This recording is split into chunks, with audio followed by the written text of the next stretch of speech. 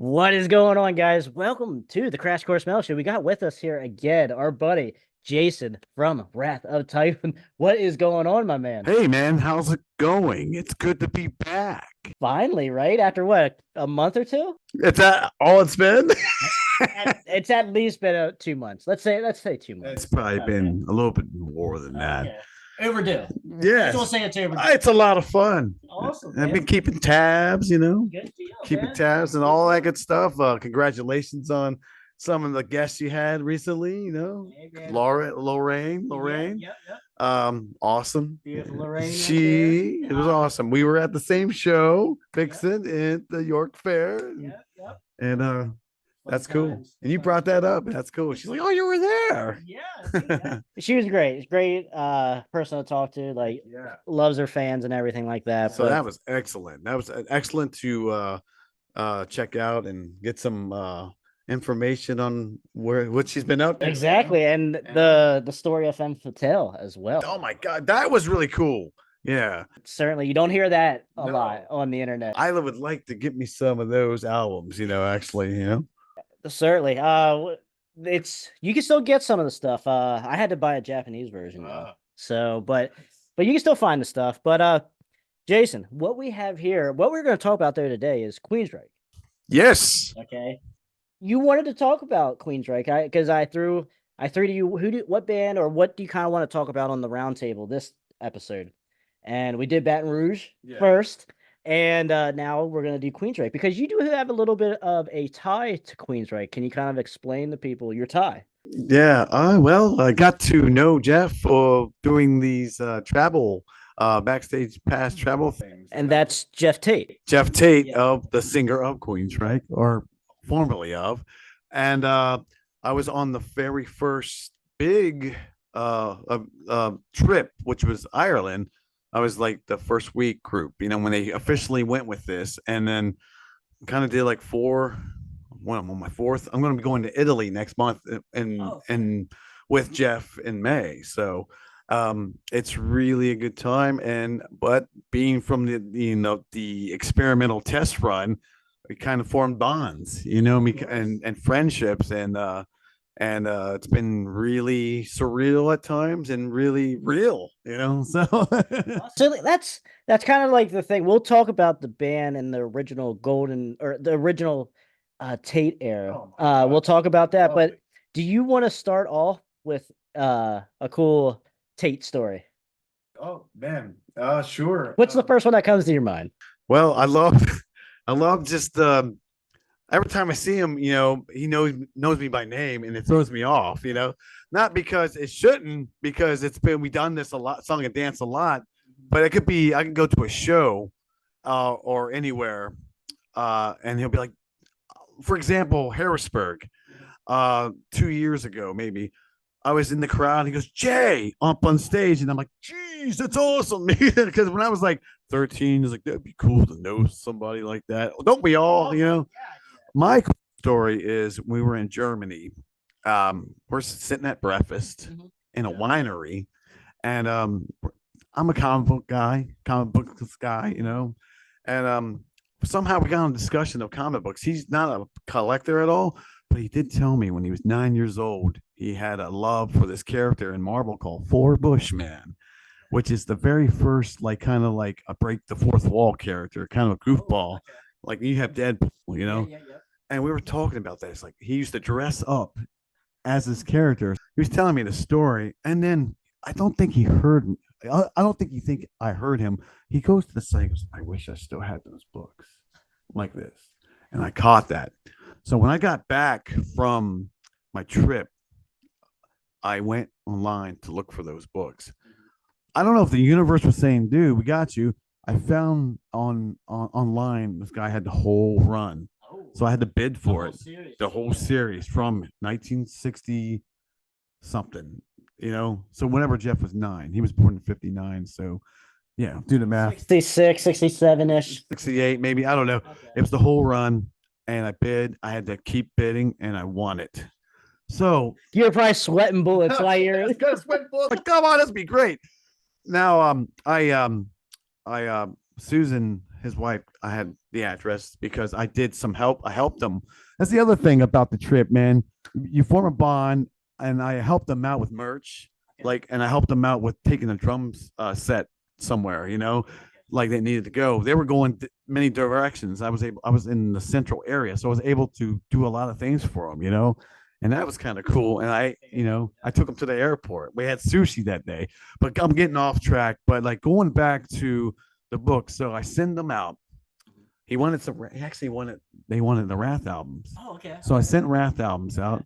I'm like, I don't know, it's too heavy for them, probably, but they wanted them. So I guess time goes by. I get a call from Susan, an actual call. She goes, dude, I don't know how you did it, but when we got the package and he opened up and saw those books in there, his jaw dropped. He's not much of a, emotional guy when it comes to getting gifts, but you got him. You got him good with that. That was the ticket right there. Yeah. It's because I hit him right in the childhood. Where we're all very vulnerable. Well, all of us are. And I was like, I couldn't believe it. It's like I actually got one of my favorite musicians, frontman people, a gift that really meant something to him.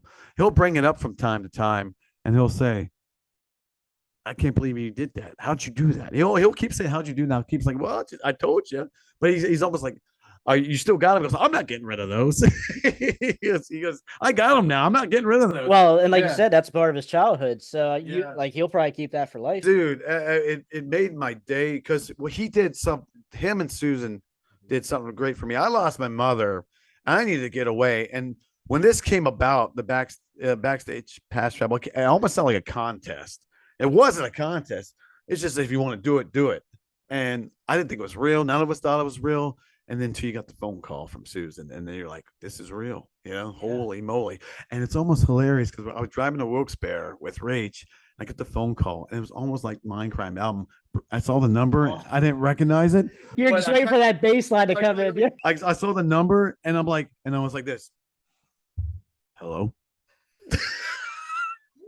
And she's probably like, didn't think nothing of it because I'm on the other side thinking I just did the freaking Mindcrime part where he goes, hello. Yeah, dude. So that's a really, really fun story, heartfelt because and Susan calls me all the time. You wear your heart on your sleeve. She's very awesome. And she's also very sassy and fiery. And I love that. She's great. And I formed a cool bond with them. So yeah. Good. I think that's a pretty good story. Yeah, so that is so that's kind of answers the question, like how did you guys meet? And that's basically your first story of how you guys met. It's basically like now back in 97 I saw them live and I for the first time, and I met fans because I become very extrovert at shows. And I said, oh, this is my first time. I was only 20 at the time. And the guy goes, come back with us. I got extra backstage passes for pre-show. And I got to meet the original 5. All right. Dude. But that's like, so like they meet so many people. I told him that story. He goes, I don't have no recollection of that. Yeah. But he goes, but that's cool. Yeah. That's a hell of a story though. Like it's like, okay, this is one of my favorite people. And a lot of my friends said, dude, the universe, man. It's like you made this happen by trying stuff, that goes with anything. Don't be afraid to try stuff. There's some stuff I'm like, I don't know if I'm going to try that, but it's the energy I think you put out to your vibe, and that helps attract. And I think Susan smells bullshit people, and she goes, that's not you at all. I go, no, she goes, I would sniffed you out by now. And I can agree to that as well. Which I'm not. She goes, I am a heart on my sleeve guy, and I really care for people. But also I get pissed off by people too. So I'm a double-edged sword where I'm like, I will be your best friend, but if you step on me, I will break your freaking neck, man. And I don't look like much, but it doesn't matter. The energy's there. The fire and energy. Since we got you do have more stories for us, sure. But let us talk a little bit about Queensryche. Yeah. So now you are mega fan of Queensryche. So Oh, yeah. I want you to kind of like lead us off here. Lead us off. Where do you want to start with Queensryche? Do you want to start with the very first EP? Sure. Yeah, I like I said, I'm a huge fan. It's funny though because even though we started off with the EP, it was the last album I would hear in order. I went in reverse because a lot of my friends didn't have this any Queensryche. Yeah. I watched a lot of MTV and I didn't see anything from them. My parents didn't know anything. It wasn't until Empire. So we started with Empire. Started with this record. I was 1990, yeah, summertime. This came out. Um, I was in the, Motley Crue was my favorite band at the time, and this album came out, and I heard Empire. I was upstairs in my parents' attic for some reason. They always kept MTV on, which I thought was awesome. That is really cool. Yeah, yeah. So I came down the steps, and Empire was playing. And as I was walking across, I started to slow down and then turn around and looked at the TV and slowly sat down and watched in awe because I'm like, what? The Empire single. The Empire single. Because I'm like, what is going on? I'm like, this sounds too amazing. Well, I need to know what this is. I need to know what's going on with this. So it started with the Empire. And my one friend who was a grade below me always would get new tapes all the time. I went to go like maybe a day or two after that, initial, he was playing the cassette tape. I think Jet City Woman was playing. That was before anybody knew what that was. And then Empire came on, like, that's the tape. You got the tape. He goes, oh yeah, it's pretty badass. I go, oh, can I borrow it? You can have it. I'm like, oh my God, he gave me the tape. The universe is working. I don't understand. It started there. Like, I'm 13. He would give me tapes all the time. He gave me Baton Rouge. Yes, he gave me Red Hot. He gave me a lot of stuff I didn't know at the time. It's 1990. I'm 13, And so I thought they were a brand new band. I thought they were a new band. And a lot of people probably did. So here I am trotting along thinking, all right, this is a new band I'm into. And Columbia Columbia House that did those buy 10, get one free, or get the 11th free. I said, I'm going to do that. Sounds like a good deal. And, back then you didn't have much money. You say, you can probably make this work, So I'm sitting there looking through the list. The next thing I saw was Mind Crime, Rage for Order, right? I didn't know about Warning yet. Okay. So I'm like, what? They got more albums. So ordered. So the next one I ordered was Mind Crime. Okay. Then I ordered Rage. And then once I did that, I found out there was a Warning. And I'm like, what? They go, how far do they go back? And then I'm like, okay, I think I got them all. Not quite.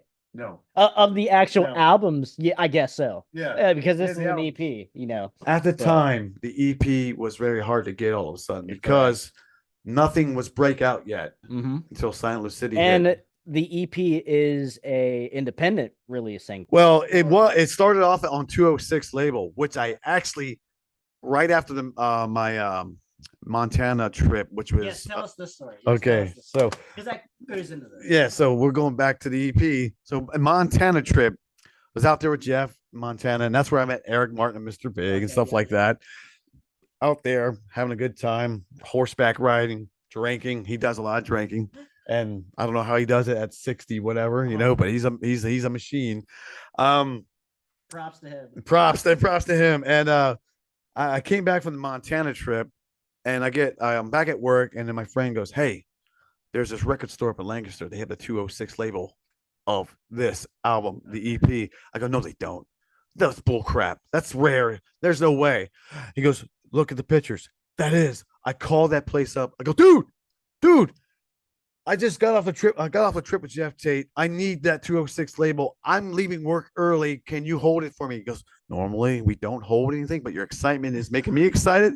I can feel the energy through this phone right now. He was like that. I can feel the energy. I'll explain when I get there. Please don't let anybody have it. So I get in the car and then bail. And I get up there to Lancaster, go in there, look at it. Lo and behold, it's the 206, and it's in immaculate condition.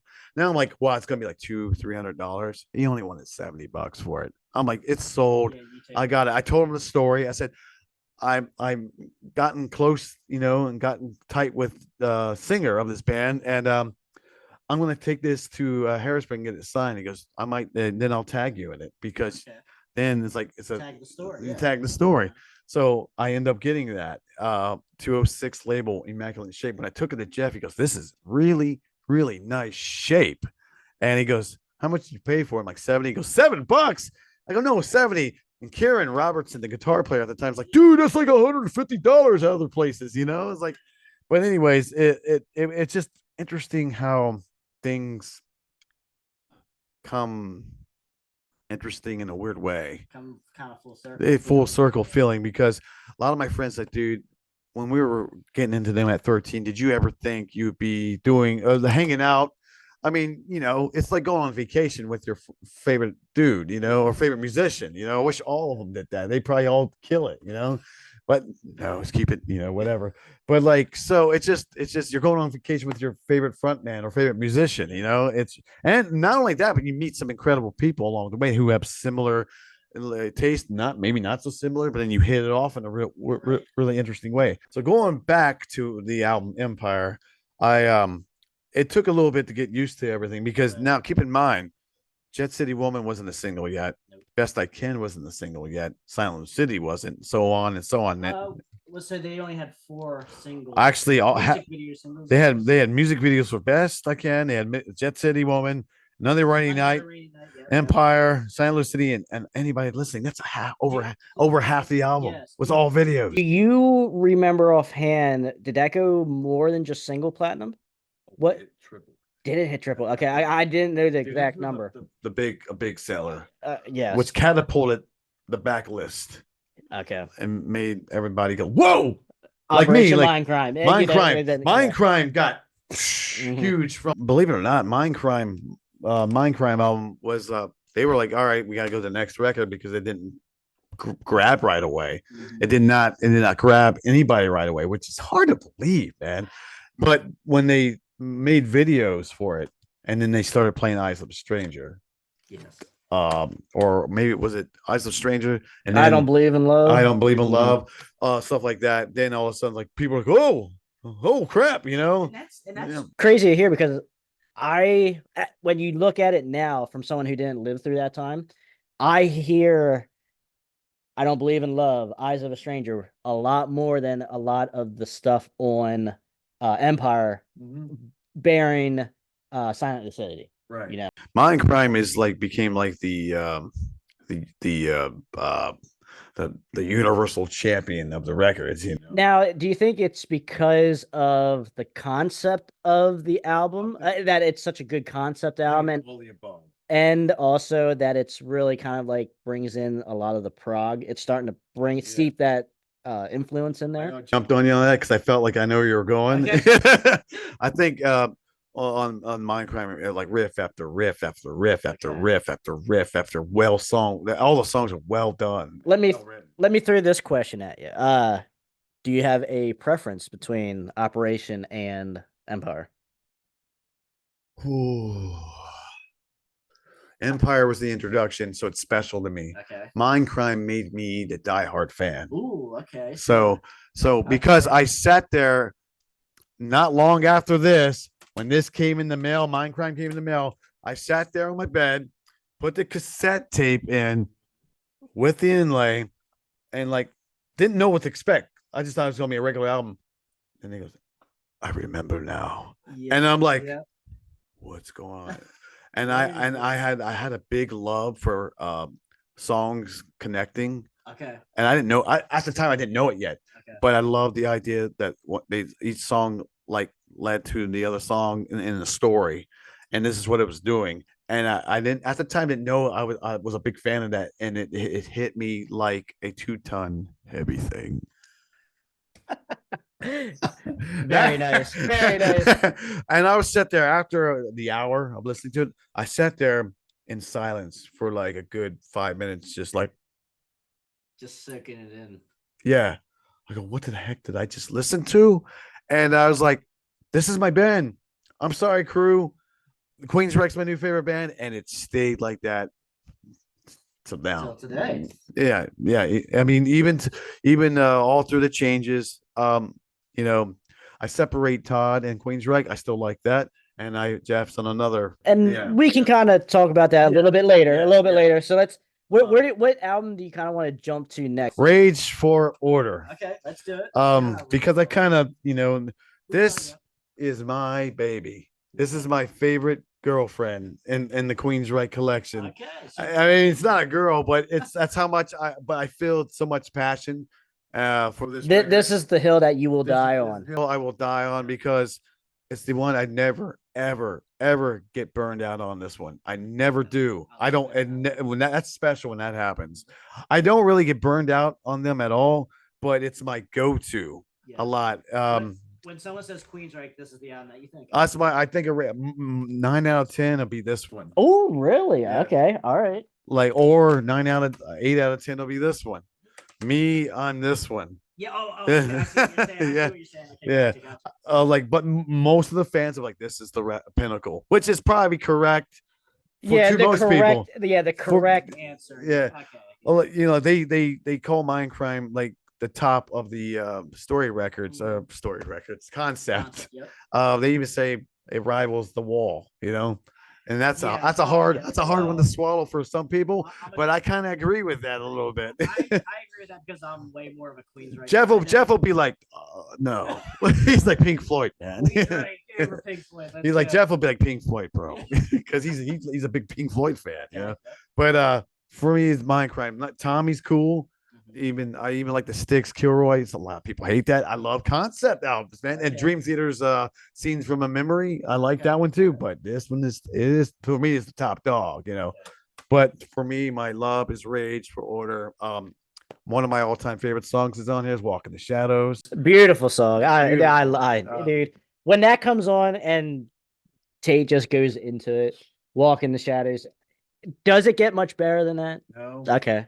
I mean, it can, but my passion it says, well, whatever, He asked me because it was very new in Ireland because we were week one. He goes, after we had Irish dinner, he said everybody in the room. He goes, all right, Jay, what's your favorite song? Ooh.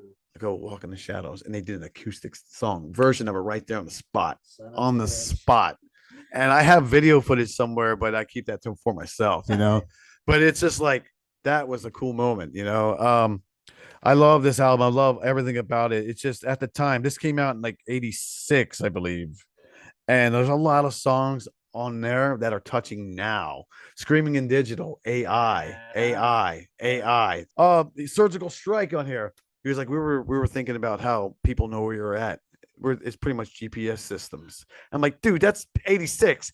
We have that problem now. Everybody knows where everybody's at. London. I always think of London off that album. London is a really awesome song. The thing about Rage for Order, and I don't know if I caught this in an interview, the Rage for Order is the Rage for Order of emotions and love, government, and I forget like future or something like that. I don't know what it was because New Regel is German for New World, I think so. Correct me if I'm wrong. Somebody be like, dude, you don't know what you're talking about. But it's all like futuristic stuff, I will remember but this like from start to finish, it has a very unique aura and to it. Atmosphere. And then if you look, I'll put a picture on dude, like that's like a new wave look combined with a gothic. I think Kieran was joking, but he says it's because Jeff thought he was a vampire back then. I can never tell what's true or not with those guys. He goes, he thought he was a vampire. I'm like, that's funny. And he would have been a youngster then. And it's crazy because like there is still a growth and evolution to each one of these albums during the original era. Yeah. Which is really kind of crazy if you think about it, because they started what was the EP? 83. 83. Okay. Yeah, and technically the 206 label thing came out in 82. Okay. And then it got EMI 83, Right. But like, you go from this album, which is very balls to wall metal. Yeah. Very, very Iron Maiden Halloweenish. Yeah. Style. To Promised Land. Which is very, very different. I do want to talk a little bit about Promised Land eventually. Oh yes, we gotta talk about the one prior. Warning. Yes, I love Warning. That is probably my favorite. please tell me some loves. Dude, it's so good. It matches the best of both worlds of Queensryche. The early stuff that is very Iron Maidenish and Halloweenish and like that good early metal like that. Quick, fast paced, really gets Jeff's vocals are very good on all the albums, obviously. But this he gets real balls to the walls on some screams, like he's here to mean business. Great vocal teachers and just vocalists in general are like, what is this even a human being doing this? Joey, you see a lot of the vocal teachers talking about Take Hold of the Flame, that live in Tokyo, and they're just in awe. And I'm like, that's right, you're in awe. You should be in awe. That's the thing. That's a great song off Warning. Yeah. There's so many good songs. Title track. Yes. Awesome. Warning. Yeah. It starts out warning, warning. Yeah. My friend Reese used to be like, warning, warning, warning. Like, because the live version, there's a live version where he goes, this is the next song. It's called warning, warning, warning. Like live, they captured the echo, and he just like took it, Dude, I love this album. When I think of Queensryche, I do kind of think of a couple other albums like Empire, obviously, but like I've grown to really love and want to play Warning the most, Sure. So I know you probably have a lot to say about it too, but I just wanted to say my piece there on. First of all, they look badass on this album. That's true metal. I actually have this shirt. Yeah. Okay. Maybe I'll pass it on to you since it's your favorite record. Okay, we can do that. Because I have a lot of shirts. Is it the final track, the 156? On side 1. Okay. Side 2's Roads. Oh my God! How did I forget that, dude? That's like what 7-8 minutes. Dude. Oh God! Incredible. You know what? The more I talk about it, it is certainly my favorite. I'm glad to hear that, man. Every song that we talk about, it's like, oh God, it's so memorable.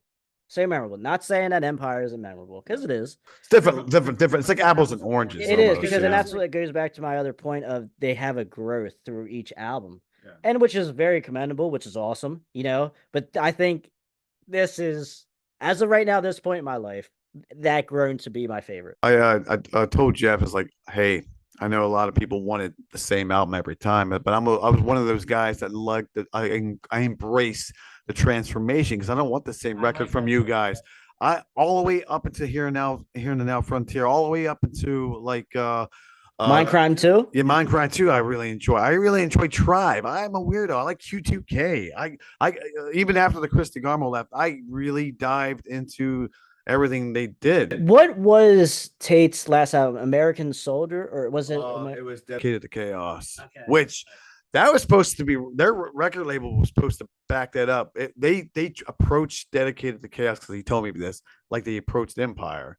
Okay. They were going to try to. Roadrunner Records at the time wanted them to have a big market for they were budget. Big budget. They were going big budget, but he told me, he goes, as soon as we got the record done, then the label went under. He started laughing. He goes, he went under. He starts laughing. It's like, what the luck in that, So that's why that album kind of like whatever. And a lot of the fans were like, man, they need to go back to me. Yeah, Golden Era. Yeah, and I don't pay attention to that stuff because on Dedicated, there's some killer tunes in there. I was gonna say, what do you think? I haven't heard it. At the Edge, start with that one. Okay. That's one of my favorites off that one.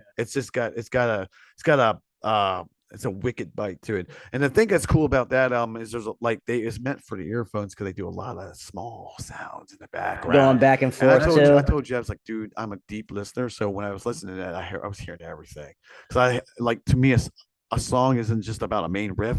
It can be the tiniest little thing that sets it for me. The details. Yeah. It could be the littlest thing. And if you take it away, it might be like no good, But if it's there, it's like, yes. It could be like a bing, or a but going back to the Warning, do you have a favorite track on here?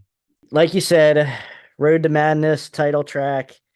Like what's your number one favorite? Just pick one if you can only pick one. Let me see. You can keep talking about this out while I figure this I'll out. tell you, my number one favorite will be NM 156. Because it's like it sounds dangerous. And at the time, it's like when he's like, machines have no cause. I was like, just Terminators, man. You know, like that's actually my other favorite on there. That's a good one. Like if that was my number two, would be Before the Storm. There's a shotgun blast in that drums, like you know, like it's cool. Well, let's go with Road to Madness and I like that you picked that one. and 156. All right, I like Those are that two. roads, man. Yeah, dude. Yeah. Oh my, Geoff sounds great on that song. Yeah. It's such it's an epic. Yes, Promised Land. Waited a long time for this to come out. So it sounds like what you're getting at is you didn't like it at first, but you're going to like it.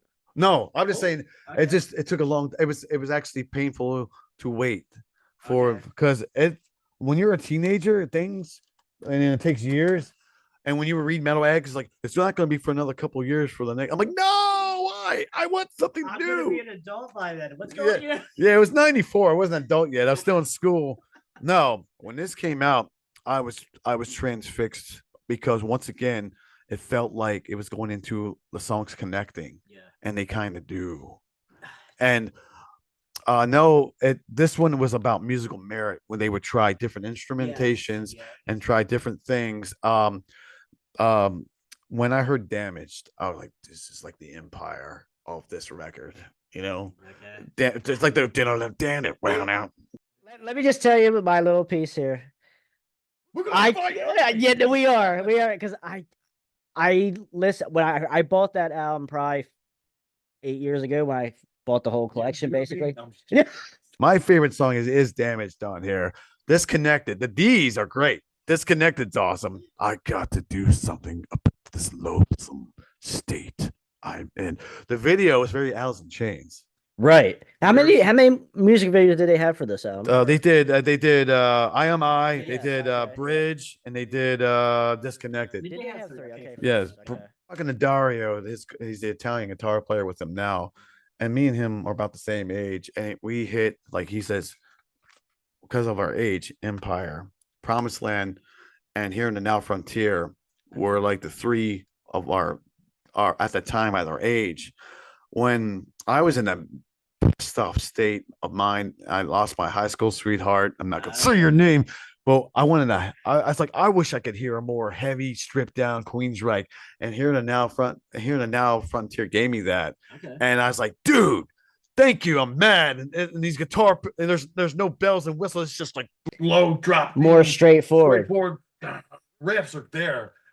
So drop D, so it had more of a modern sound at the time. Yeah, a lot of people didn't dig it. Now people are coming back to it. Okay. There's a song on there called Reach. You check that out and tell me if it doesn't motivate your ass, dude. Okay. I told Dario I love Reach. He goes, dude, me too. It's like, you guys want to play that ever? He goes, I try. Well, I think we might have did it once sometime. Maybe he didn't. I don't know. Maybe I think he did. But like Reach is a great freaking song. It's a great record. And I remember like talking to Geoff in Montana because I went back and started listening to that record again. You know, there's a song on there called Sign of the Times. It's like, it's just, you know, it's a little bit more of the times. I remember hearing it on Starview 92 back in the day. And then the DJ's like, dude, this just sounds cool, man. This is like, they changed their style again, you know? And like, this is a band that did not want to stay stagnant and the same. You could beat Empire to death. What's going to happen after a while? People are going to get tired of it. Yeah. And you're going to get thrown to the waste. If you do, you're damned if you don't, you know? However, I will tell you this. No matter what you feel on each record, there's always songs that's going to grab you by the balls. Right. Or the heart. Yeah. There's a song on Frequency Unknown, which is when the Queensryche split and there was two Queensryches for a second. Okay. There's a song there called Weight of the World. Yeah, it grabs you by the fucking heart, you know? Sorry, I mean swear. And there's some good songs on there. There's a song on there called Running Backwards. There's a song on there called There's No Life Without You. There's some really hit home songs. Of course, it's Geoff with a bunch of guests, but the guests are badass. You know? So it's an album that you certainly recommend. I like it. That's for the deeper fans, you know. Okay. You know, I really do, because I You know wouldn't give it to a more. I wouldn't give to Silent Lucidity 25 days in a row. You know, there's not Silent Lucidity is a beautiful song, but there's a difference between, you know, I like Silent Lucidity than the guys that like Roads to Madness, you know. Yeah. So Yeah, because that's everybody's a Silent Lucidity. Yeah. Yeah. And that's Which is not wrong with that. well, and that's what they are, I guess, known for. Yeah. That when that's I mean, remember when that single hit big, all of a sudden they were everywhere. It was like Queensryche was like the darlings of everything. They had commercials on TV. They had promos on everywhere. And they were everywhere. I was able to go to a store and get a hit parody there with nothing but all Queensryche through the whole thing. I'm like, yes, this is a great time to be a new fan. Woo, you know, you could get everything at a moment's notice, you know, and like, and it was a big time for them, you know. I don't know if they were ready for it or not. Yeah, so I don't, or they didn't think. I don't think they thought it was. I think they were thinking it was going to be something else, and ended up being like, oh, really? I'm going to go back in the shadows, you know. okay, more they didn't think it would they didn't think it would go as mainstream. I don't know. I don't know if they. I remember him in an interview saying like being at the pinnacle or at the top when we were there. It's like it just didn't. It's not what I thought it was going to be. Okay. And it felt weird, so they kind of retract a little bit, you know. Right. They all will tell you this. They were never supposed to be an arena band. They were always a small club band. It just happened to stratosphere to that. Yeah, it's something. They struck gold there. All like both sides are comfortable playing anywhere. They don't care if it's a club or arena. It's not about that. Did we talk about the EP much? I guess not. I don't know. Yeah, we did a little bit, but we could talk about like did you want to say something specific about? I just want to say when I finally found out about this existing, I was like, remember in the metal magazines, like you look through they had those lists, like the EP $60, you can mail it out and get it. I'm like, I can't afford that. And then once Silent Lucidity hit big, I found the tape at a Kmart. Oh, really? And I was so happy because I was trying to get a recorded copy somehow and I couldn't. So and I'm guessing it wasn't an original though. Like from it was on. No, EMI. it was EMI. Well, EMI. Yeah, it was EMI. Yeah, okay. I'm not sure. Yeah, I'm not going to really be. I just know it was a copy. It was a real copy. And it was EMI. It was like this one here, but on cassette tape. I remember putting that in here in Queen of the Reich. My jaw hit the floor. When I heard Queen of the Reich, I was like, my friend who likes hip hop was like, dude, that sounds good. He wasn't into metal. He's like, that sounds really good. And I'm like, this is crazy. This is connecting all the worlds. So I went from Empire backwards, going back to what I was saying, and I get to Queen. I was like, this is the most best band in the universe. Wow, you know, and like all the songs, Knight Rider, Blinded, Lady Wore Black, Prophecy was added on. Because this was during the Rage for Order, I think. Okay. Era in between Warning and Rage for Order, Prophecy, and they just slapped it on here as a repackage. I think. Or sometimes with the CD you get an extra track too. So it maybe I don't know. Maybe the cassette. Did the cassette have it? No. So maybe it was a CD thing. I think because of the cassette. Like, dude, all right, I had to get the CD then. Yeah.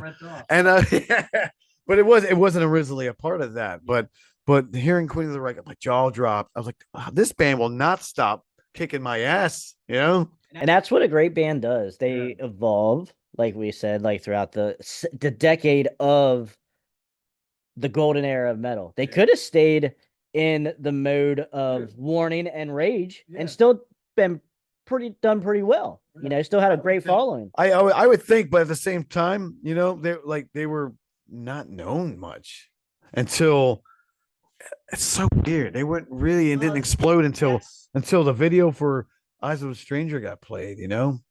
And then that kind of goes to another topic, which we will talk about, is because we're talking the 85 and before. Metal wasn't really mainstream yet, you know? I mean, you had your Judas Priest, you had your AC/DC, you had your Kiss. You know, people knew them. Yeah. But like Iron Maidens, people knew them, but at the same time,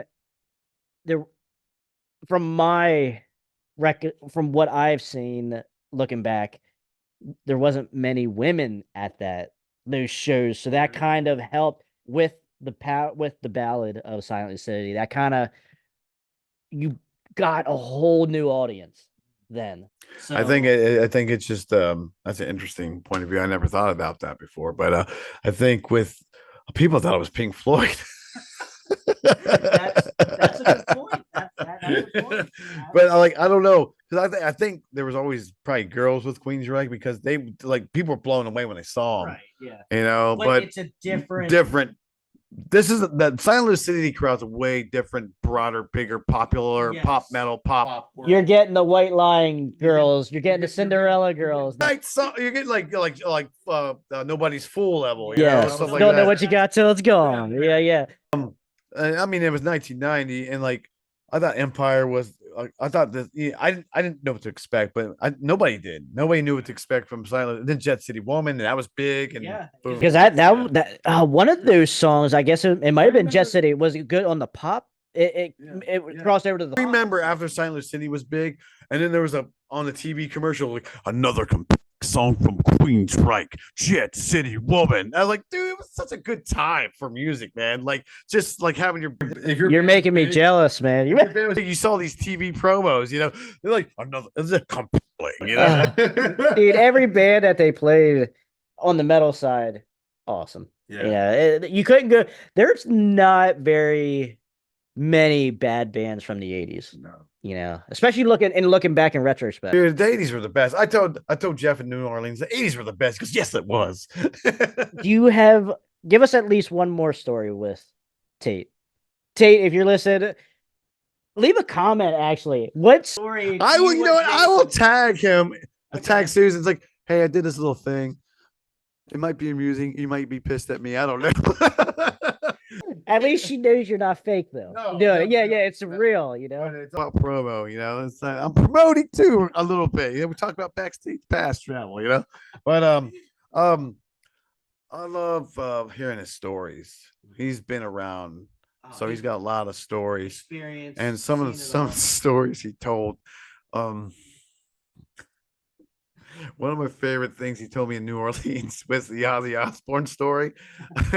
He goes, he was on tour with Ozzy, and he was. I guess it was an off day, and they were at the hotel, and he liked to swim. There was a swimming pool, so he was doing laps. Right? Who, Ozzy? Oh, no, Jeff Tate was doing laps, and as he was doing the one lap, as he was coming up, he saw this person jump in with their clothes on, pants, everything.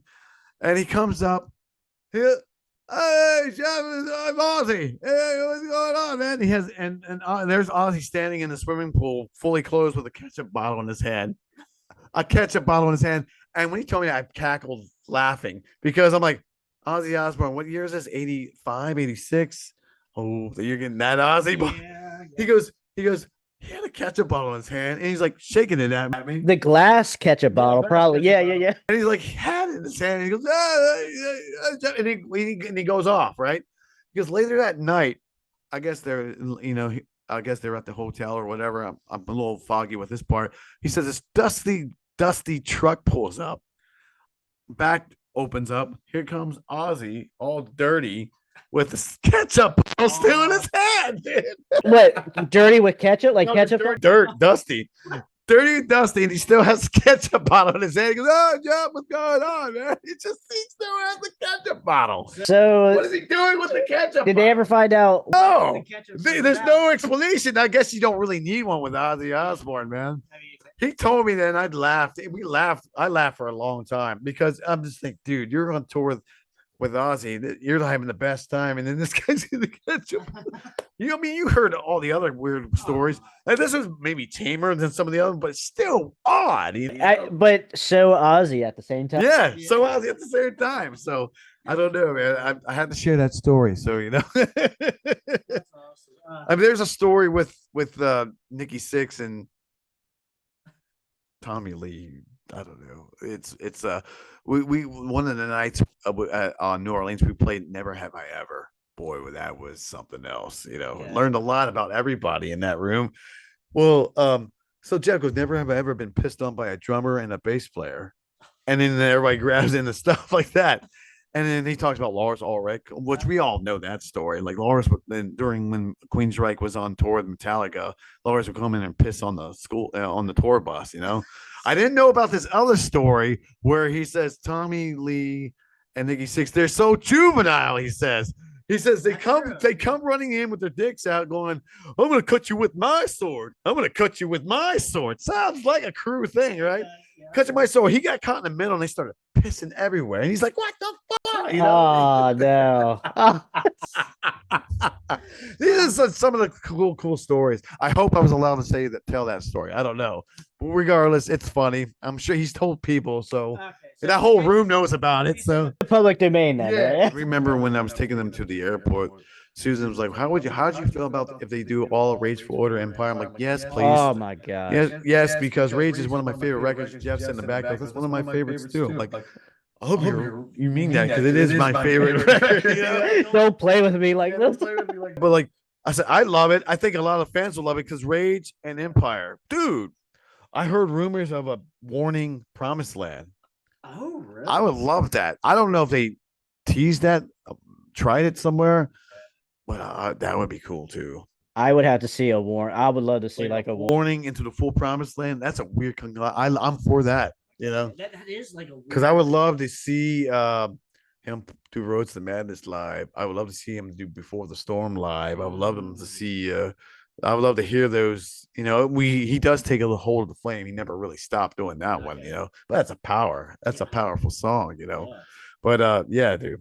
that's all Geoff there. Take hold of the flame. That's all Geoff. Dude, it's miraculous because he's 65 now and he's killing. It's amazing to think of it like that, when you think of that. And that's another thing that I just want to touch on briefly is all the Golden Age guys are still out here doing it. Bob Halford, dude, the newest Judas Priest is so freaking man, like, dude, and what they do live is very like, you will not hear a bad word from me just based on the respect of what they're out there doing still. Yeah. I try not to be a fanboy, but like I try to be like a normal dude hanging out. You got all that out of your system now. Yeah. I think so because I was very, very cautious because that could annoy the crap out of me. I know, yeah. Especially when if it's so persistent and like constant. Like, at the time Jeff and I were pissing in the stall, and this guy, "You're a rock star guy." This Ireland guy did it, and it was just like, whoa. You got tense real quick. Yeah, and like he goes, "Nah, man, no." He goes, and he walks off. He goes, "You're just trying to take a man." He goes, "I know," right?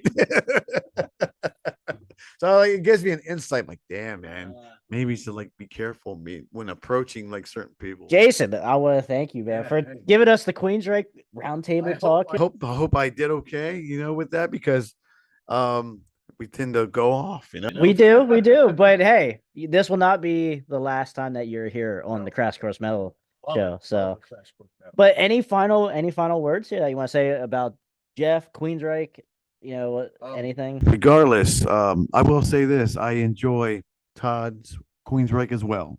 We haven't really talked about that, but I wanted to focus on the Tate era. Right, yeah. I will say, there's some great records too. Yeah. But Jason, my man, thank you for coming on. Thank you, sir. Thank you, brother. Thank you very much. But we'll have you on again real soon. All right. And guys, until next time, check out Wrath of Typhon as well. Jason's band, lead vocalist. So yeah. Him and Tate have a lot in common, as we know. I know Jason's gonna say certainly check out Rage for Order, and I will certainly recommend The Warning. Sure. The Warning, man. I love it so much. 1-2 punch, man. Yes, sir. They are made to be listened to back to back, I think. Yeah, I think so. Very good. But guys, that wraps it up. Let us know in the comments what you think of new Queensryche, Geoff Tate era Queensryche as well. Let us know what you love about it. Yeah, I'd love to hear it. That's awesome. So, guys, that is it. That is Jason. I'm Trevor Crash Knight. Stay out of that collateral damage, and we will see you guys later.